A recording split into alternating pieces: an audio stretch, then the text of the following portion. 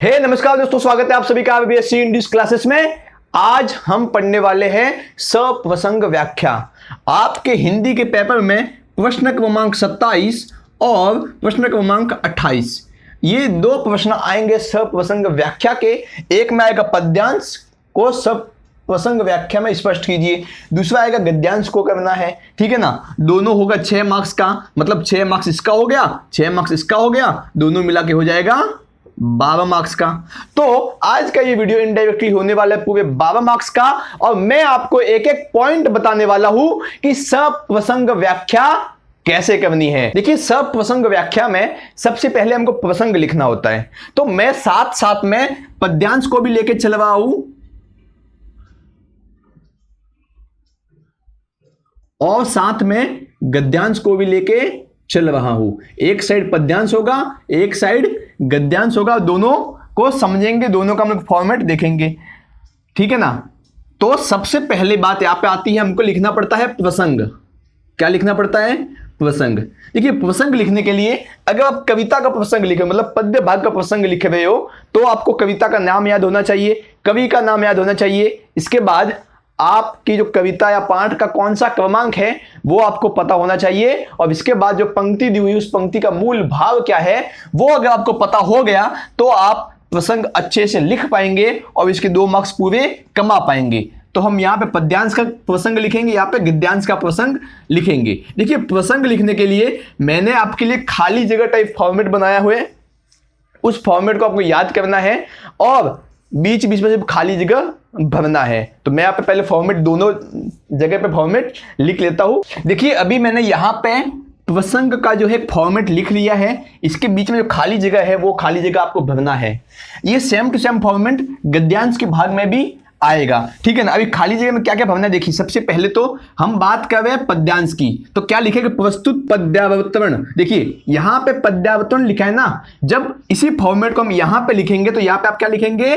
गद्यावतरण। क्या लिखेंगे? गद्यावतरण लिख देंगे इस पद्यावतरण की जगह। कक्षा 10वीं की हिंदी विषय की पाठ्य पुस्तक क्षितिज के पद्य है ना, अभी इस पद्य की जगह पे आप यहां पे लिखोगे गद्य। ठीक है ना। देखिए, जब पद्यांश की बात होगी, जब कविता की बात होगी, तब तो आप यहाँ पे पद्य लिखोगे, लेकिन जब पाठ की बात होगी, जब जो पाठ है, निबंध, उनकी बात होगी, तो यहाँ पे आप लिखोगे गद्य। ठीक है ना। भाग के यहाँ पे पाठ क्रमांक कौन सा है वो आपको पाठ क्रमांक यहाँ पे लिखना है। मान लीजिए पाठ क्रमांक कोई भी हो, ठीक है ना। पाठ क्रमांक लिखा, मान लीजिए 1 है, और उस पहले पाठ का नाम क्या है वो यहाँ पे आपको लिखना है। से लिया गया है इस काव्यांश। अभी जो काव्यांश है ना, अगर आप यहाँ पे गद्यांश मतलब गद्य भाग में लिखो तो आपको यहाँ पे लिखना है गद्यांश। इस गद्यांश के रचयिता, यहाँ पे रचयिता है, रचयिता की जगह आप गद्यांश में लिखोगे लेखक। ठीक है। तो इसके लेखक क्या है? रचयिता। अगर कविता में है तो रचयिता, पाठ वाले भाग में है तो लेखक। ठीक है ना। कि आप लेखक का नाम मान लीजिए महाकवि निराला है। ठीक है ना। प्रस्तुत पद्यावतरण, यहां पे पद्यावतरण की जगह जब गद्य वाले भाग में क्या आ जाएगा? गद्यावतरण आ जाएगा। मैं कवि की जगह आ जाएगा लेखक। ठीक है ना। ने डैश डैश का वर्णन किया है, ये खाली जगह जो है आपको यहाँ पे भरना है। देखिए क्या क्या, देखिए सबसे पहले आपको यहाँ पे पाठ का नंबर लिखना है, उस पाठ का नाम लिखना है।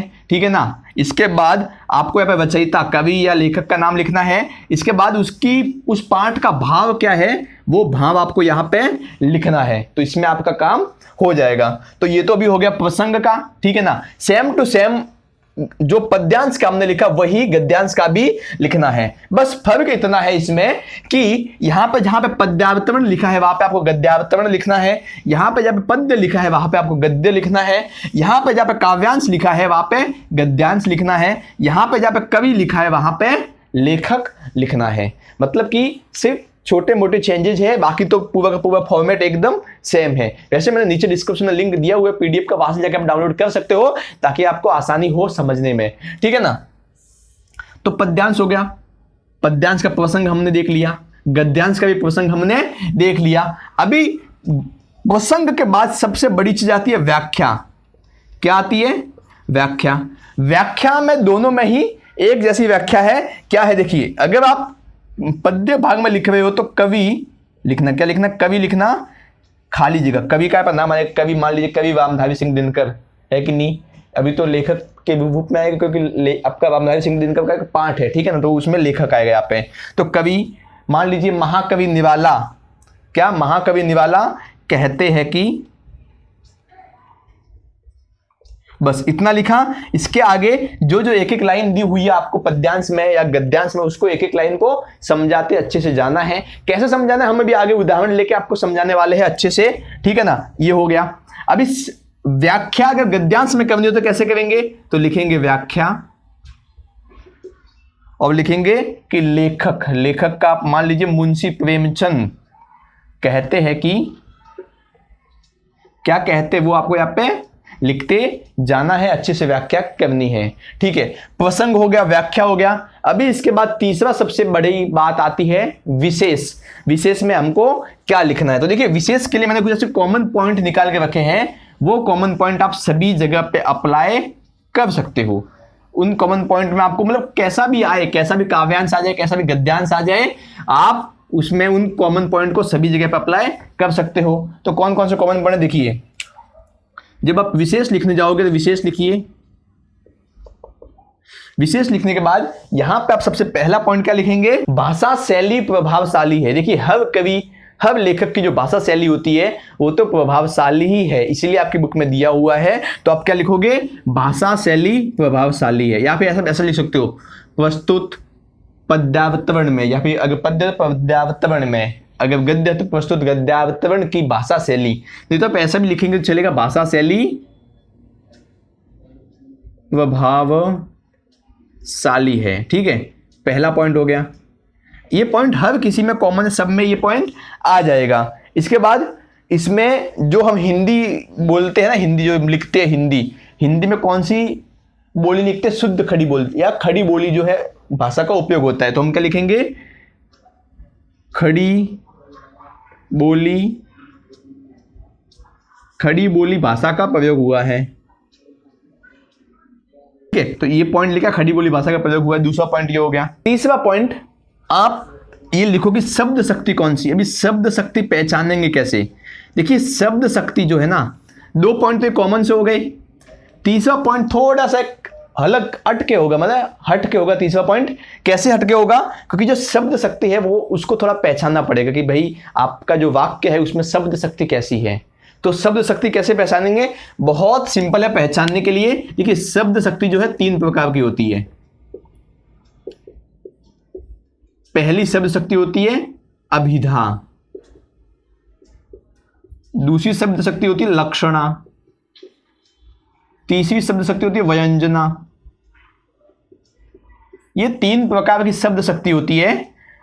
इन तीनों को पहचानना बड़ा ही आसान है। देखिए अभी ये अभिधा क्या होता है, तो जो लिखा हुआ है, जो बोला गया हो, वो उसका अर्थ सेम टू सेम हो। मान लीजिए मैंने कहा कि वहां पर बैल खड़ा है, तो वास्तविकता में वहां पे बैल खड़ा है, मेरे कहने का मतलब भी यही है कि वहां पे बैल खड़ा है कि नहीं। मेरा वहां कहने का मतलब वही है जो मैं कहना चाहता हूं, मतलब कि जो बोला गया हो वही हो, जो लिखा गया हो वही हो, जो आपने बोला उसका अर्थ भी वही हो, ठीक है ना। तो वो क्या हो गया, बहुत ही साधारण भाषा में कहा गया हो ना, वो होता है अभिधा, ठीक है।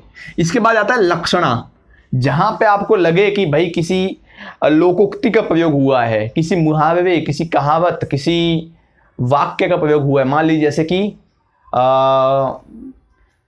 100 सूए खाके बिल्ली हज को चली, अदरक का स्वाद बंदर क्या जाने, या खिसियानी बिल्ली चली, या फिर मतलब बहुत सारी कहावतें होती है, मुहावरे होते हैं कि 100 सुनार की एक लोहार की। तो ये सब हम कह कुछ रहे हैं लेकिन उसका अर्थ एकदम अलग जा रहा है, मतलब ना कहने का मतलब कुछ अलग है लेकिन उसका अर्थ कुछ अलग है। हमने कहा कुछ, हमने भले ही 100 सुनार की एक लोहार की कही, लेकिन इसका अर्थ कुछ क्या है, बिल्कुल ही अलग है।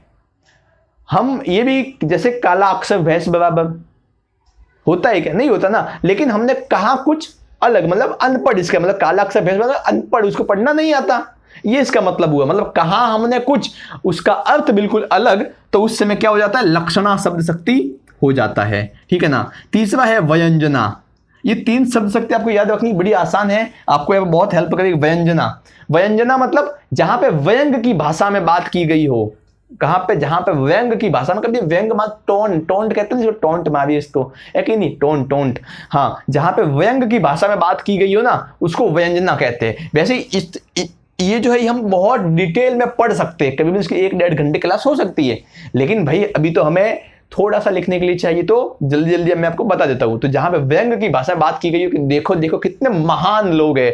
कभी कभी टीचर अपने बच्चों को स्कूल में कहता है ना, जो बच्चे बहुत पढ़ते नहीं है उनको, अरे क्या इंटेलिजेंट बच्चा है, या मतलब है उसको कुछ आता नहीं है, लेकिन बड़ेपन में कहेगा कि क्या इंटेलिजेंट बच्चा है, कहीं ना कहीं उसको व्यंग तसा गया है, व्यंग कहा गया उसको, तो उसको क्या कहेंगे, व्यंजना कहेंगे। तो शब्द शक्ति आपको खुद से ही डिसाइड करनी है। देखिए लगभग आपकी बुक में जितने पाठ है उन सब में लगभग तो अभिधा आती है। अगर कोई पंक्ति ऐसी आ जाए जिसमें लक्षणा हो, व्यंजना हो, तो वो खुद आपको पहचाननी है। शब्द शक्ति के बारे में और आप गूगल पे जाके देख सकते हो, पढ़ सकते हो, ठीक है ना। तो शब्द शक्ति यहां पे लिखनी, मान लो आप अभिधा शब्द शक्ति, अभिधा हो गया, अभिधा शब्द शक्ति।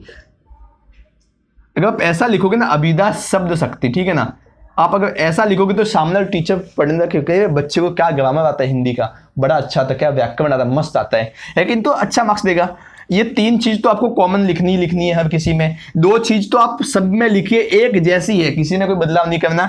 यहां पे आपको थोड़ा अपना दिमाग चलाना है। इसके बाद चौथा पॉइंट जो है, आपकी जो कविता है, आपका जो गद्यांश है, उसमें कहने का मुख्य बिंदु क्या था, उसकी विशेषता क्या थी, है कि नहीं। वो कवि या वो लेखक उस पद्य में, उस गद्य में क्या कहना चाहता है, क्या विशेषता दिखती है, वो आपको लिखना है, ठीक है ना। वो अभी आपने लिख दिया, काम खत्म। कि मान लीजिए कि देशभक्ति की कविता आई है, तो आप लिख सकते हो कि इस कविता में देशभक्ति का भाव झलकता है। अगर मान लीजिए स्त्री शिक्षा के समर्थन में कोई आया है, पाठ आया, व्यंग आया, तो क्या लिख सकते हो कि इसमें स्त्री शिक्षा का समर्थन दिखाई देता है, लेखक स्त्री शिक्षा के समर्थन में अड़िग खड़ा हुआ है, ठीक है ना। तो आप इस प्रकार से अपनी विशेष भी आप लिख सकते हो, ठीक है ना। अभी हम क्या करते हैं कि एक पद्यांश का उदाहरण देख लेते हैं, एक गद्यांश का उदाहरण देख लेते हैं, दोनों का एक एक उदाहरण देख लेते हैं ताकि आपको अच्छे से समझ में आ जाए। देखिए यहां पे मैंने एक पद्यांश का उदाहरण लिया है, ये मैंने आपके मॉड्यूल पेपर से एक प्रश्न लिया है। अभी हम इसको सॉल्व करते हैं कि कैसे इसको कर सकते हैं, ठीक है ना। तो हम पद्यांश करते हैं। देखिए क्या है कि मेरे जीवन का यह है जब प्रथम क्षण, इसमें कहा मृत्यु, श्रवण केवल कलल्लों पर बहता वे बालक मन, मेरे ही जीवन अविकसित राग से विकसित होगा बंधु दिगंत, अभिन्न होगा मेरा अंत। तो ये आपकी किताब की जो कविता है अभिन्न होगा मेरा अंत, उसकी पंक्तियां ली हुई है, और इसी को पूछ दिया गया कि सप्रसंग इसकी व्याख्या करनी है। तो इसकी सप्रसंग व्याख्या करने के लिए सबसे पहले हम लिखेंगे प्रसंग, कि ये प्रसंग क्या है, ठीक है ना। प्रसंग में मैंने आपको सेम टू सेम फॉर्मेट दिया हुआ है, उसी फॉर्मेट को आपको लिखते जाना है। अभी मैंने यहाँ पे इसका फॉर्मेट लिख दिया है, अभी इसी फॉर्मेट में सिर्फ जो खाली जगह है उनको भरना है, और आपके इसी के साथ आपका प्रसंग जो है एकदम तैयार हो जाएगा। क्या है देखिए, प्रस्तुत पद्यावतरण कक्षा 10वीं विषय की पाठ्य पुस्तक क्षितिज के पद्य भाग के पाठ, ये कौन से पाठ का है, तो 7वें पाठ का 7वां पाठ। पाठ का क्या नाम है, अभिन्न होगा मेरा अंत, अभिन्न होगा मेरा अंत, लिख दिया, से लिया गया है। इस काव्यांश के रचयिता, कवि का नाम लिखना है, कौन है, तो महाकवि सूर्यकांत त्रिपाठी निराला जी है। प्रस्तुत पद्यावतरण में कवि ने क्या कहा है इस कविता में, कि भाई साहब आपको जीना है तो उमंग के साथ जियो, उत्साह के साथ जियो, मृत्यु से डर कर जीने का कोई फायदा नहीं। तो मैं इसी को यही लिखूंगा कि कवि ने जीवन को उत्साह व उमंग से जीने की बात की है, ठीक है ना। तो ये आपने लिख दिया, और इसी के साथ आपका प्रसंग जो है तैयार हो गया, 2 मार्क्स इसके पक्के हो गए। अभी हम लिखते हैं व्याख्या। देखिए व्याख्या लिखने के लिए क्या करना है, आपको कुछ नहीं करना है, बहुत आसान है। जो एक एक लाइन है, इस एक एक लाइन को अपने शब्दों में समझाते चलिए, आपकी व्याख्या बन जाएगी। कैसे, देखिए मैं करता हूं। सबसे पहले लिखना है कवि निराला जी कहते हैं कि, अभी इसके आगे आपकी व्याख्या लिखनी, क्या लिखनी है? मेरे जीवन का यह है अंत जब प्रथम चरण का, क्या मेरा जीवन का यह है जब प्रथम चरण। अभी तो आप क्या लिखोगे? कवि निराला जी कहते हैं कि यह मेरे जीवन का अभी अभी प्रथम चरण प्रारंभ हुआ है, इसमें अभी मृत्यु कहाँ है? कहाँ है मृत्यु? इसमें मुझे दिखाई नहीं देती, क्योंकि अभी अभी तो मेरे जीवन का प्रथम चरण प्रारंभ हुआ है। स्वर्ण किरण कलल्लो, कलल्लो मतलब जो आप ऐसा कह सकते हो प्रवाह होना, प्रकाश का, किरणों का प्रवाहित होना, ऐसा कह सकते हो, ठीक है ना। स्वर्ण किरण कलल्लो पर बहता वे बालक मन। तो जो स्वर्ण किरण पर, मतलब जिस प्रकार से जो सूर्य की किरण है, स्वर्ण की किरण है, जिस प्रकार से नदी की जो प्रवाह होती है उस पर सूर्य की किरण बहती है कि नहीं, उस पर प्रवाह करती है, बहता वे जिसमें बहती है, उसी प्रकार मेरा बालक मन भी अभी अभी बह रहा है। तो अब आगे क्या लिखोगे कि आगे कवि कहते हैं कि जिस प्रकार से सूर्य की किरण नदी के प्रवाह पर बहती है, उसी प्रकार भी कवि का अभी बालक मन उसी प्रकार से बह रहा है। मेरे ही अविकसित राग से विकसित होगा बंधु दिगंत। दिगंत का मतलब जहां पे सभी दिशाओं का अंत हो जाता है। कितनी 10 दिशा है, 10 दिशाओं का जब जहां पे अंत हो जाता है वो उसे दिगंत कहते हैं, या फिर जहां पे आसमान खत्म हो जाता है उसे दिगंत कहते हैं, ठीक है ना। तो मेरे ही अविकसित राग से, तो कवि कहते हैं कि उनके अविकसित राग से विकसित होगा बंधु दिगंत। तो जैसे जैसे हम आगे बढ़ेंगे, जैसे जैसे जो मेरी अविकसित राग है, जो अभी पूर्ण रूप से विकसित नहीं हुई, उसी की वजह से जो दिगंत है, जो 10 दिशाओं की प्राप्ति है वो होगी, है कि नहीं। अभी न होगा मेरा अंत। अंत में कवि कहते हैं कि मुझे मृत्यु के भय के बिना जीना है, क्योंकि अभी मेरा अंत होने वाला है नहीं, ठीक है ना। तो इस प्रकार से आप अपने हिसाब से आप एक एक लाइन को समझाइए। नहीं समझा सकते तो जैसे कि बहुत ही मुश्किल वर्ड जैसे कलल्लो, दिगंत, इस प्रकार से आप अपने हिसाब से आप इन्हीं वर्ड को भी लिखेंगे तो भी चलेगा। बस आपको थोड़ा बहुत अपने शब्दों को मिलाना है और व्याख्या को पूर्ण कर देना है, ठीक है ना। व्याख्या किया, लास्ट में आना है विशेष पर। विशेष में आपको 2-3 लिखना ही लिखना है, क्या कि इसकी भाषा शैली प्रभावशाली है, पहला हो गया। दूसरा क्या है कि इसमें खड़ी बोली का प्रयोग हुआ है। तीसरा क्या है, शब्द शक्ति। शब्द शक्ति कौन सी है? इसमें कवि साफ साफ कह रहे हैं कि देखो ऐसा ऐसा है कि नहीं। तो इसमें थोड़ी बहुत लक्षणा झलकती तो है, लेकिन अधिक ज्यादा हमको वो अभिधा देखने को मिलती है। मतलब सामान्य शब्दों में लिखा हुआ है, कविता में थोड़ी बहुत लक्षणा तो हमेशा रहती ही रहती है, लेकिन इसमें हमको अभिधा देखने को मिलती है। तो आप लिखोगे इसमें शब्द शक्ति अभिधा का प्रयोग हुआ है। और लास्ट में 4थी लाइन क्या लिखोगे कि प्रस्तुत अवतरण में कवि कहते हैं कि मृत्यु के भय के बिना जीवन को उल्लास व उत्साह से जीना चाहिए।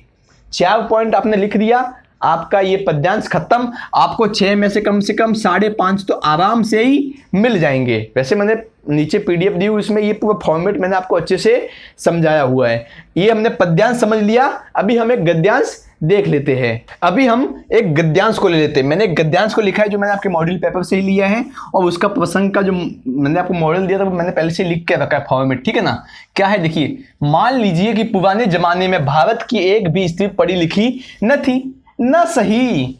उस समय स्त्रियों को पढ़ाने की जरूरत न समझी गई होगी, पर अब तो है, अतएव पढ़ाना चाहिए। हमने सैकड़ों पुराने नियमों, आदेशों और प्रणालियों को तोड़ दिया है, या नहीं। तो चलिए स्त्रियों को अपढ़ रखने की इस पुरानी चाल को भी तोड़ दिया जाए। हमारी प्रार्थना तो यह है कि स्त्री शिक्षा के विपक्षियों को क्षण भर के लिए भी इस कल्पना को अपने मन में स्थान न देना चाहिए कि पुराने जमाने में यहाँ की स्त्रियां अपढ़ थी अथवा उन्हें पढ़ने की आज्ञा न थी। ये आपको एक गद्यांश दिया गया है, इसी के आधार पर आपको प्रसंग लिखना है। तो प्रसंग का जो मैंने फॉर्मेट है पहले से लिख के रखा है, सिर्फ खाली जगह भरने की आवश्यकता है, ठीक है। तो चलिए भरते हैं।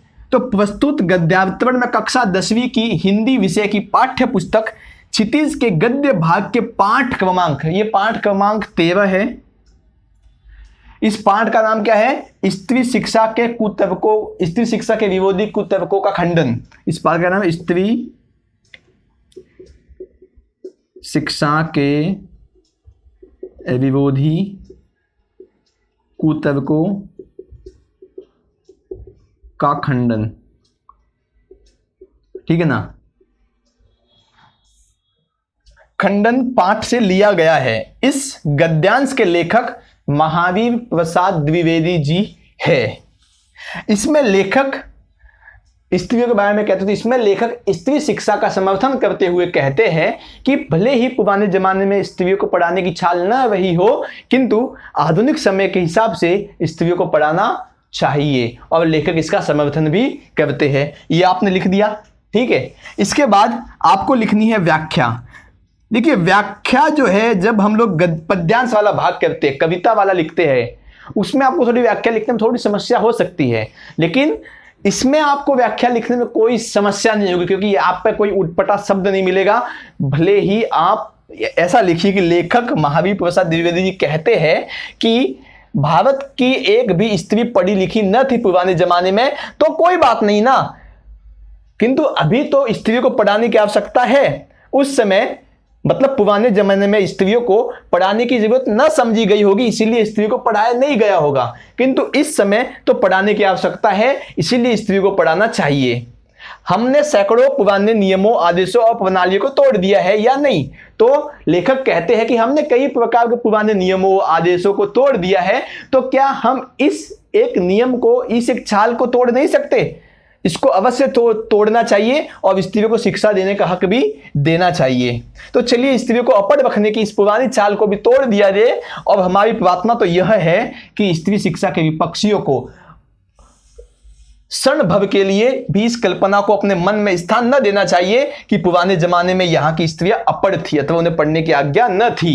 तो अभी इस लाइन का मतलब क्या लिखोगे कि जो स्त्री शिक्षा के विरोधी है, उनको अपने मन में इस प्रकार का ख्याल भी न लाना चाहिए कि पुराने जमाने में हमारे यहाँ की स्त्री अपढ़ थी या उनको पढ़ने की आज्ञा न थी, क्योंकि पुराने जमाने में ऐसी कई स्त्रियां हुई जो पढ़ी लिखी हमें ज्ञात होती है। उदाहरण के लिए आप दे सकते हो कृष्ण भगवान की धर्म पत्नी रुक्मिणी का उदाहरण दे सकते हो, ठीक है ना, क्योंकि वो भी तो पढ़ी लिखी हुई थी, लेकिन ये बहुत सी ऐसी स्त्रियां हुई जो पढ़ी लिखी थी, तो आप उन सब का उदाहरण यहाँ पे दे सकते हो। आपकी बुक में बहुत सारे एग्जाम्पल दिए हैं, तो इस हिसाब से आप इसकी व्याख्या कीजिए। देखिए इसमें मैंने लगभग 90% तो इसी को जैसा था ऐसे ऐसा मैंने इसको लिख दिया, 90%, 10% अपने शब्द मिलाए हैं, और आपकी व्याख्या बड़े अच्छे से हो गई।